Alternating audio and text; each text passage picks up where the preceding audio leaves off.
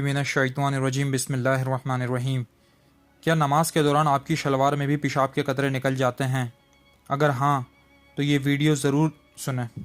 نماز کے دوران پیشاب کے قطرے نکلنا، کیا پیشاب کے قطرے مسلسل آنے میں کوئی اثر ہے یعنی کوئی جادو ہے؟ اور اس کا نماز میں کیا کیا جائے؟ پیشاب جاری رہنا اور جو اس کے حکم میں آتا ہے یعنی جو ارادے کے بغیر نکلے اور اس پر کنٹرول نہ ہو اسے نہیں دیکھا جائے گا، بلکہ انسان اپنی اس حالت میں نماز ادا کرے گا اگرچہ وہ نماز کے دوران بھی خارج ہوتا رہے، کیونکہ اس سے دور اور پاک ہونے میں مشقت اور تنگی حرج ہے۔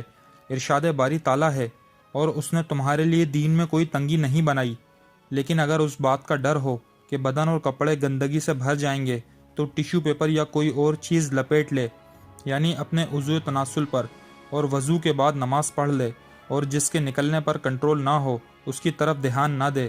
اور یہ مرض عام اور بہت پھیلا ہوا اور جن کی کارستانی نہیں ہے اور نہ ہی ان کے سبب ہے، نیز ہر فرض نماز کے لیے آپ پر طہارت کرنا ضروری نہیں ہے۔ دوستوں، ویڈیو کو لائک کر کے چینل کو سبسکرائب کرنا نہ بھولیں۔ شکریہ۔